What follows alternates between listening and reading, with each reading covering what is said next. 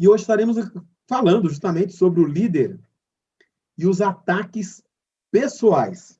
Como assim? Capítulo 6, versículo 1 até o versículo 3. Está aqui na tela para vocês. Se você estiver pelo celular, vai ficar difícil de ver. Tá? Mas vamos ler juntos. Quando Sambalate, Tobias, Gesem, o árabe, ou ali em algumas traduções está Sambalá, né? E o restante dos nossos inimigos souberam que eu havia reconstruído o muro, que nenhuma brecha, e que não tinha ficado nenhuma brecha, embora, até então, não tivesse colocado as portas nos seus lugares. Sambalat e Gesem mandaram-me a seguinte mensagem: venha nos encontrar num dos povoados da planície de Ono. Eles, contudo, estavam tramando fazer-me mal. Por isso enviei-lhe mensageiro com essa resposta: estou executando um grande projeto. Não posso descer. Por que parar a obra para ir encontrar com vocês? O Sambalá, ou Sambalate, o Tobias, o Gesem, nós já falamos sobre ele, né? E o restante dos nossos inimigos sabiam que havia reconstruído o muro. A notícia correu. Peraí, os caras reconstruíram o muro. Pouco recurso, o recurso que haviam recebido, mas o mais importante recurso que precisavam para a reconstrução era mão de obra. Ou seja, o povo de Israel. Gente, outros povos não vinham para ajudar. Inclusive, quem estava no meio do povo de Israel, que não fazia parte, o pessoal falou assim, ó, afasta aí, isso é um problema nosso, e nós vamos resolver aqui entre a gente. Houve aquela dificuldade de alguns que não estavam envolvidos na obra diretamente, mas que estavam emprestando dinheiro, porque quem estava na obra parou para fazer a obra e ficou sem comida, ficou sem plantar, ficou sem dinheiro. Lembra que eles fizeram um acordo, acertaram, as dívidas foram canceladas, o que foi escravizado foi devolvido para sua família. Aí você vai dizer, mas que horror, né? Escravizado da própria parentes. E ele está dizendo o seguinte, embora ainda não tivesse colocado as portas nos seus lugares. Sambalat e o Gesem mandaram a seguinte mensagem: vamos nos encontrar num dos povoados da planície de Ono. Planície de Ono, para você que não sabe, fica mais ou menos essa região que está marcada aí com esse quadradinho vermelho. Tá? Se você olhar ali, você vai ver no meio, essa linha azul aí, tá? É o Rio Jordão. E aquela manchinha azulzinha ali lá no alto é o Mar da Galileia. E lá embaixo, aquela mancha azul clarinha é o Mar Morto. No cantinho do quadrado, no cantinho mais ou menos ali perto do canto inferior direito, é onde fica Jerusalém. Para você ter uma ideia, planície de Ono, tá vendo ali onde tem esse globo vermelhinho aí? Um pouquinho mais acima, ali pertinho, na pontinha, onde tem essa pontinha do mapa, tá aí a planície de Ono. Para você ficar entendendo onde que estava, fica ali perto de Haifa hoje. Tá vendo onde está Nazaré? Um pouco abaixo de Nazaré. Ali, ó, entre Haifa e Nazaré, ali era a tal planície do Ono. Você vai perceber que ela é um pouquinho mais esverdeada, porque é uma região plana e é uma região de grande agricultura hoje. Naquela época também. E Jerusalém está lá embaixo, ó, lá perto da Cisjordânia. E os caras convidaram o Neemias para ir lá conversar com eles. Olha só. Para você ter uma ideia, essa distância aí, até a planície do Ono ali, dá mais ou menos uns 40 quilômetros, 47 quilômetros, em torno disso. E eles pedem para o Neemias, ô Neemias, deixa eu encontrar com a gente aqui. E o Neemias percebeu que esse negócio aí era uma armadilha. Que havia um propósito de ele tirar ele de Jerusalém. E os caras disseram, pô, o cara construiu Construíram os muros já. A cidade está fechada. Vamos perder o domínio sobre eles. Vamos perder a nossa liderança e começar a causar intriga, porque esse povo estava se separando. Ainda Artaxerxes era o imperador, era o senhor absoluto, só que Artaxerxes estava lá a mais de 1.000 quilômetros deles. E eles tinham sido colocados como governadores ali daquela região. Era o pessoal que dominaria aquela região. Então, qual era a ideia? A gente tira o Neemias daí, tirando o Neemias daí, com o Neemias fora quase que eu falo fora da parada, mas eu não vou dizer isso não. Com o Neemias fora da jogada, fica a estrutura se perde. E sem liderança, o negócio acaba. E eles poderiam voltar a controlar a região. Gente, é importante notar que esse processo é um processo foi um processo de vinda deles para cá, nós já falamos várias vezes, foram anos nessa história de ver um grupo, do primeiro grupo, do que veio com Esdras, lembra do Zorobabel, e depois esse grupo que agora vem com o Neemias. E esse grupo agora que reconstrói. Só que reconstruir o muro dá a ideia de cidade reedificada. E o Henrique voltou. Bem-vindo, Henrique.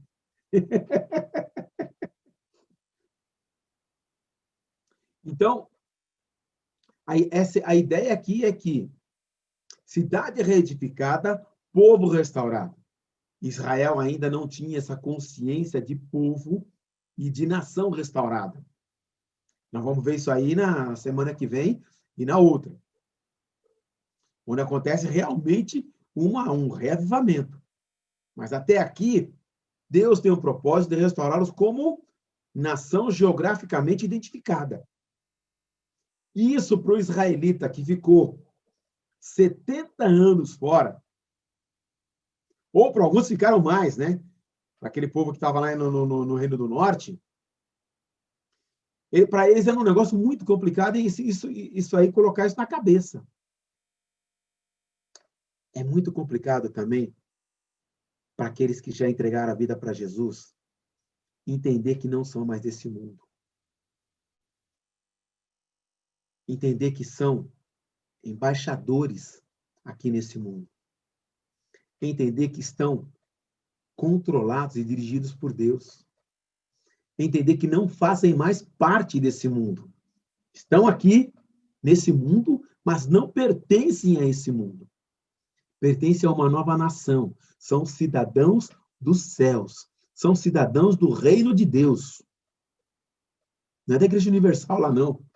É do reino dos céus. No qual o seu rei é Jesus. Não estão mais debaixo das autoridades aqui. Na verdade, estão acima de todo principado, potestade e poder. Estão num outro patamar. Estão numa outra esfera de autoridade. Estão vendo as coisas acontecer à sua volta, mas não são atingidos por elas. Não são envolvidos por elas, porque não fazem mais parte desse mundo. Mas nem por isso estão alheios ao que acontece. A semana aqui, nós vimos a tragédia que foi o que aconteceu daquele moço que foi assassinado. Teve lá o problema, a gente nunca vai saber exatamente a sequência do que aconteceu, ou o que ele discutiu com aquela mulher, ou porque ele agrediu o segurança, ou depois porque ele foi agredido e morto. Mas uma coisa é muito clara. Faltou Jesus desde o começo ao fim. Faltou Jesus na vida dele, faltou Jesus na vida da supervisora, faltou Jesus na vida dos rapazes, faltou igreja no nosso país. E, lógico, a mídia quer que o Brasil pare de divida e vá atrás do Black Lives Matter, e não é nada disso. Nós precisamos de amar o próximo como a nós mesmos. A igreja tem que se posicionar como nação do Rei Jesus e anunciar a tempo e a fora de tempo o amor de Deus e se posicionar como igreja no meio de uma sociedade corrupta e perversa e permeada por interesses dos mais escusos que você pode imaginar. Ah, então eu vou ter que ser candidato a vereador e candidato a prefeito? Não, gente, não é isso que eu quero dizer. Eu quero dizer que a gente vai ter que anunciar para o nosso vizinho de porta que você é de um outro reino. Você vai ter que anunciar para o teu vizinho do lado que você não pertence mais a esse mundo e que você já conhece o Rei dos Reis. É lá no seu trabalho fazer diferença de maneira tal que quando vê uma situação como essa, todo mundo, não, coloca uma faixa aí, vamos para a rua protestar. Não, não, não, eu quero mostrar o meu amor. Até comentei com o Henrique um pouco antes da aula. Parece que agora o problema foi resolvido. Destruir a loja do Carrefour e isso está resolvido. Não, isso não resolve, gente. Ah, mas o racismo, tem um racismo estrutural que a gente tem que... O problema não é racismo estrutural.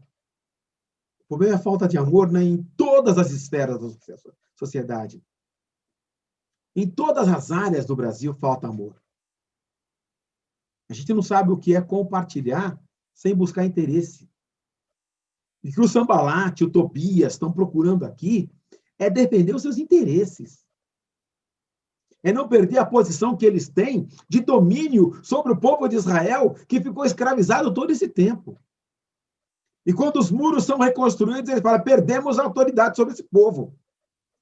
E depois que os muros são construídos, tá? que o culto é restaurado, o povo de Israel começa a se identificar até os tempos de Jesus como uma nação independente do que está acontecendo à sua volta.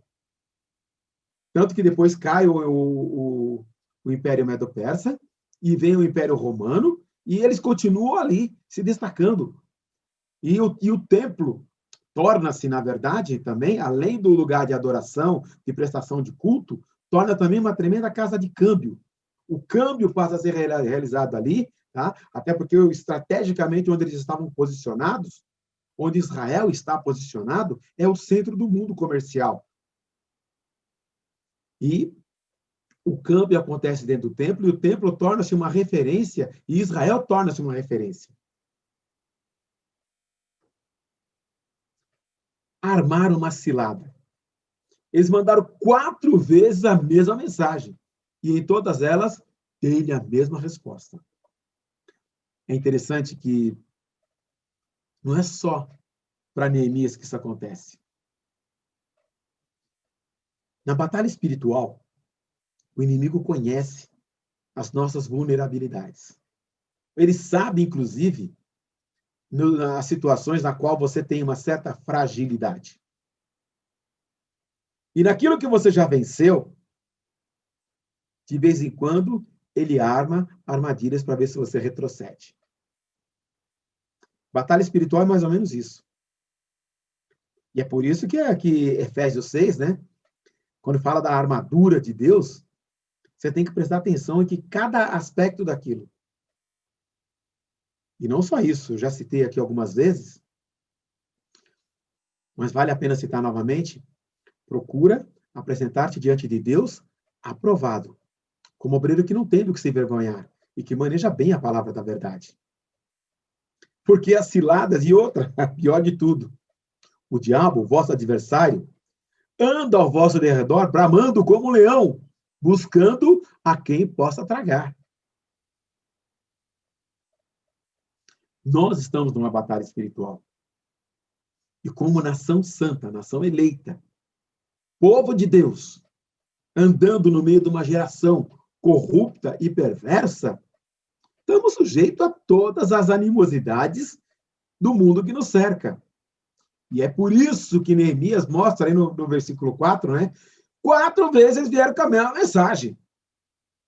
Para ver, espera aí, vamos mandar uma mensagem para o cara lá, ver se ele vem, ver se ele muda de ideia. Não, vai de novo. Tenta mais uma vez. Tenta mais uma vez. E Neemias tem uma coisa que eu acho muito legal. Discernimento. O que é discernimento? É você perceber as intenções do inimigo à sua volta. Quando eu falo de discernimento, mas Betão, discernimento não é dom do Espírito? Sim. Quando você estuda sobre na dinâmica do Espírito Santo, ou estuda realmente os dons do Espírito, um deles é discernimento. Só que nesse período o Espírito Santo não havia sido derramado sobre toda a terra ainda. Então Neemias tinha discernimento de Deus? A Bíblia não afirma isso categoricamente, tá? Mas percebe-se claramente ali discernimento de Neemias. Mas como é que é esse negócio de discernimento? Eu vou dar um exemplo para você de discernimento. Certa ocasião, estávamos na igreja e estava dando profissão de fé uma irmã, ela ia se batizar. Naquela época, eu dava profissão de fé para toda a igreja. E quando ela estava dando profissão de fé, alguém perguntou para ela assim, e o pastor perguntou, quando foi que a irmã se converteu? Foi dia 31 de setembro. Do meu lado, uma pessoa maravilhosa falou para mim assim, peraí, setembro não tem 31. Setembro não tem 31. Eu levantei e falei, pastor, setembro não tem 31. O pastor virou para essa pessoa e falou assim, eu te repreendo em nome de Jesus. E o diabo se manifestou no púlpito da primeira igreja batista de Santo André. Demônio. Mas ela estava dando profissão de fé que ia se batizar. Ele foi repreendido, ele foi expulso, e ela realmente aceitou Jesus. Mas ela não tinha aceitado Jesus e ia se batizar? Que nem confusão. Não. O que eu quero destacar aqui é o discernimento.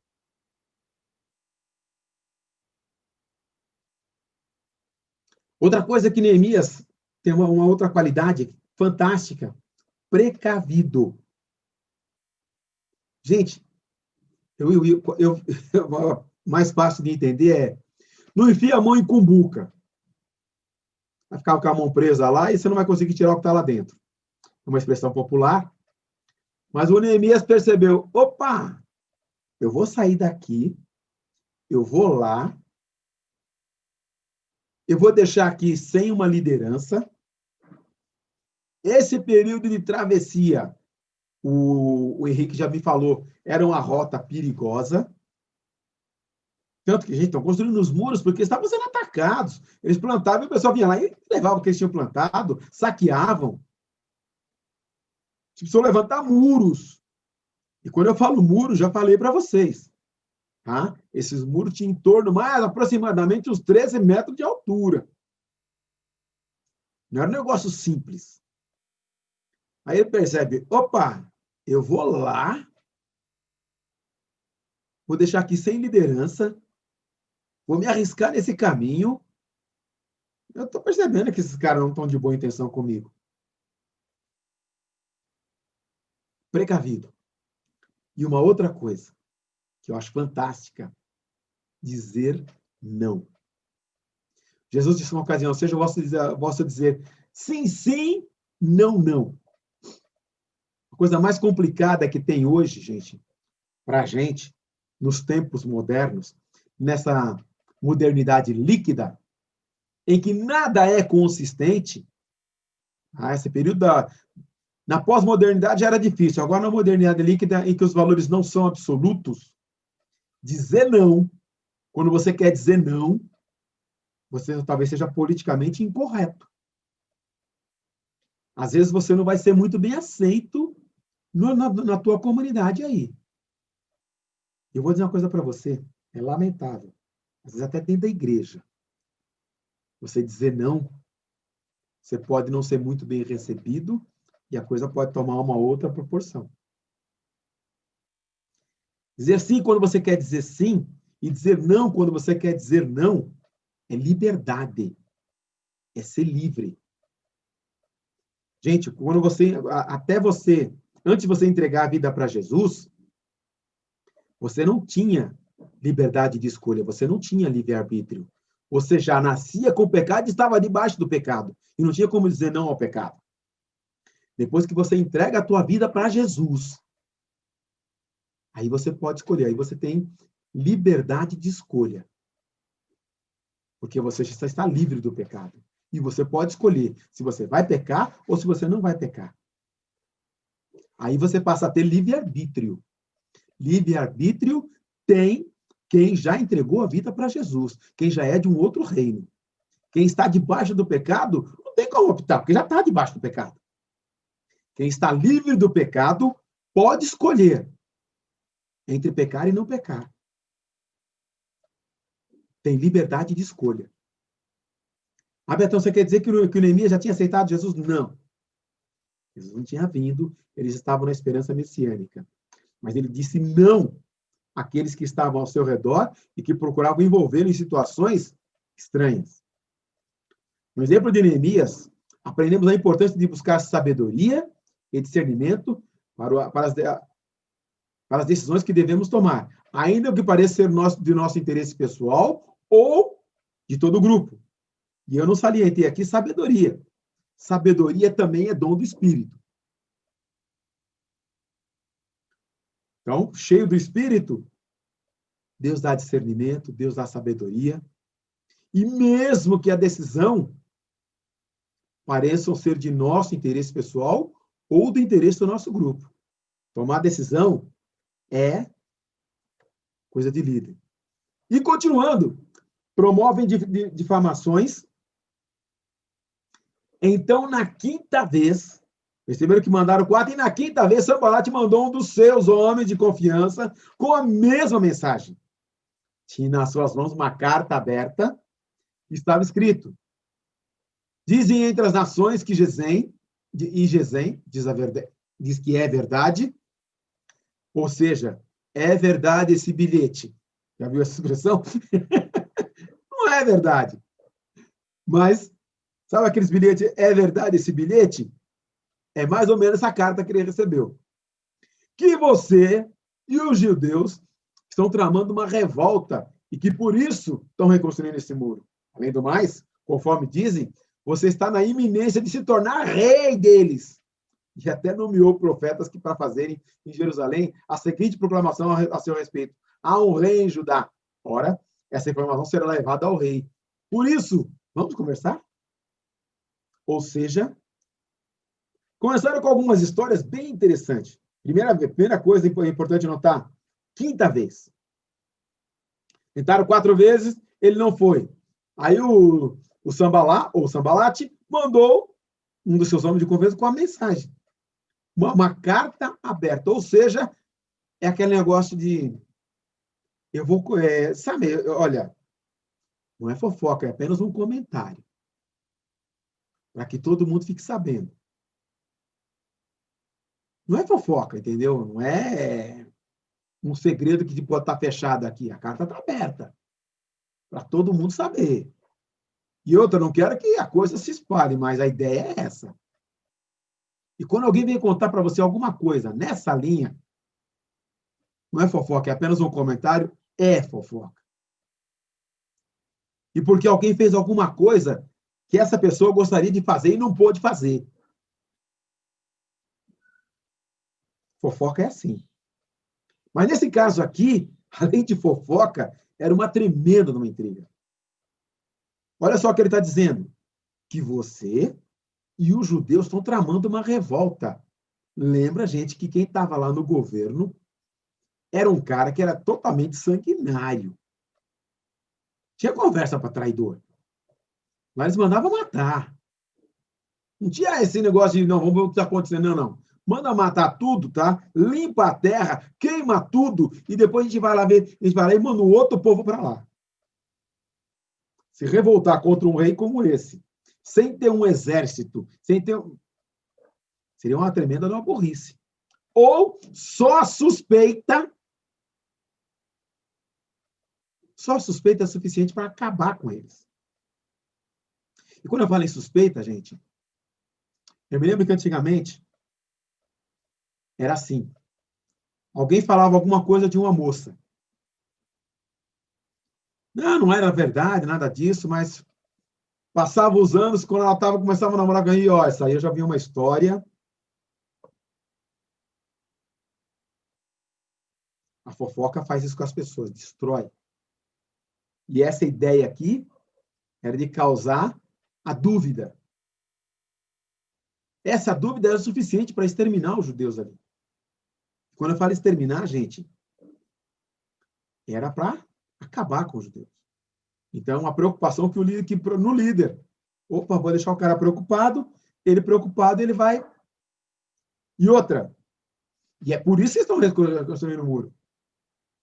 Então, a prova, ou seja, tem uma evidência e tem a prova. Além do mais, você está na iminência de se tornar rei deles. Um tremendo administrador. Fantástico, maravilhoso. Deus levanta um administrador de primeira, um líder maravilhoso, que seguia realmente o que Deus estava querendo. E outra, estava debaixo do desígnio de Deus. E Deus usou. Então disseram para ele, olha, você está querendo aí ser rei. Inclusive, aí vem a mentira. Até nomeou o profeta para fazer em Jerusalém a proclamação, há um rei em Judá. E é o seguinte, ou você vem conversar com a gente, ou nós vamos contar isso lá para o rei. Ou seja, todos os elementos o cercavam de tal maneira que não tinha saída. Ou você vem conversar com a gente, ou, quase que eu falo, a casa vai cair para o seu lado. Mas não é assim. Ou então você vai arrumar uma tremenda numa encrenca. E aí é que é interessante como o diabo, ele nos cerca, ele nos envolve, mas fique esperto. Porque ninguém sendo tentado, diga de Deus sou tentado. Porque Deus a ninguém tenta. Cada um, quando é tentado, é envolvido engodado pela sua própria concupiscência. E a concupiscência dá origem ao pecado. E o pecado sendo praticado gera morte. Foi envolvido, engodado. Qual era a ideia? Nós vamos tomar você e vamos colocar você aqui, ó, sinuca de bico. A casa caiu, vai cair para o seu lado. Ou você vem conversar com a gente, ou vai ficar pequeno para você. Na linguagem bem popular. E o que Neemias faz? Ele não consegue fazer. Ele simplesmente não vai. Ele não se envolve. Tem mais uma tentativa.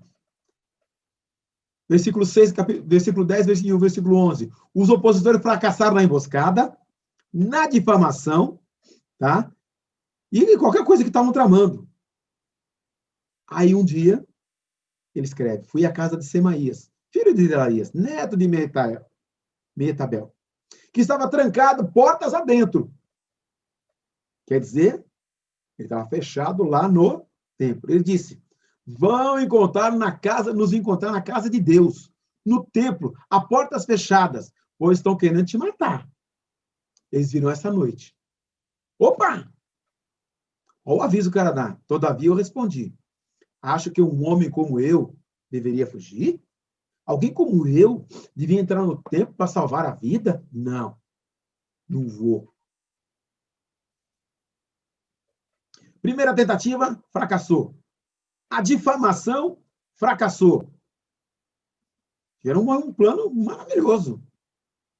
Olha só, estou trancado aqui no templo, vem para cá, porque eles virão essa noite para te matar. Acha que um homem como eu deveria fugir? Líder com a convicção de que foi colocado por Deus. Líder com a convicção que foi o Senhor que o colocou lá. Líder com a convicção de que está no lugar que Deus o plantou para florescer. Com essa convicção, é que Neemias fala, não vou fugir não, cara. Não vou me esconder. Eu tenho um plano, tenho um projeto, tenho um propósito. Tá? E eu não vou me esconder dentro do templo, até porque, não é meu lugar ficar escondido lá dentro. Eu não falo. O templo, quem devia ficar lá? Os levitas e os sacerdotes. Ah, o Neemias não era levita? Ele não era sacerdote? Cumprir a vontade de Deus tem mais valor que defender os nossos próprios interesses, mesmo que o fazemos seguindo o conselho de alguém que confiamos. Espera aí, convidaram ele para vir para a igreja, para o templo. E ele não quer ir, ficar lá dentro no templo, confortável. Não, não, não. Muito cuidado. Cumprir a vontade de Deus tem mais valor que defender os seus próprios interesses, mesmo seguindo o conselho de alguém que confiamos. Cumprir a vontade de Deus era continuar liderando o povo, a vontade de Deus, para a vida de Neemias. Ele tinha convicção disso. Estar no centro da vontade de Deus é que faz toda a diferença na vida do crente. Estar no centro da vontade de Deus deve ser a meta de vida para todo aquele que já conhece Jesus. Neemias não caiu porque teve discernimento de que era a obra, de quem era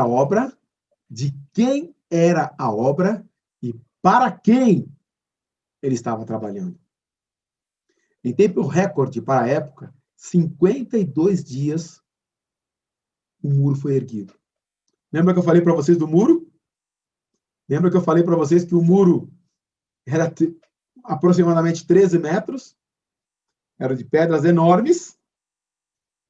O muro ficou pronto no dia 25 de Elul, em 52 dias. Quando todos os nossos inimigos souberam disso, todas as nações vizinhas ficaram atemorizadas. Abateu-se o seu orgulho, pois perceberam que essa obra havia sido executada com a ajuda do nosso Deus. Humanamente, não se construiria aquele muro em 52 dias. Hoje, com toda a engenharia moderna, para construir um muro nesse tempo, aqui no Brasil não faria em 52 anos, né? Aqui no Brasil a obra tem que ter o aditivo, né, para ficar mais cara, para a construtora receber mais, aquela história toda. Agora tá mudando um pouco isso com esse ministro Tarcísio. Mas a gente sabe a história de obra pública aqui no Brasil, como que é. Aqui em Santo André nós temos o exemplo do viaduto que depois de mais de 20 anos é que ele está sendo terminado. No centro da cidade. Uma obra que todo mundo vê. Mas é assim que funciona. Mas é muito importante sobre de quem e para quem ele estava trabalhando. Neemias sabia. Esse negócio aqui não é para mim, isso aqui é para Deus. Não estou fazendo por mim. Não estou fazendo por causa dos meus interesses. Nem os meus próprios valores. É porque eu sou povo de Deus. Eu sou de Jesus. A vida nossa deve ser trilhada, trabalhada e direcionada com esse único objetivo. Não sou mais desse mundo, sou cidadão dos céus. E com toda certeza, da mesma maneira como aconteceu com Neemias, tudo que você colocar à tua mão vai ter ajuda do nosso Deus.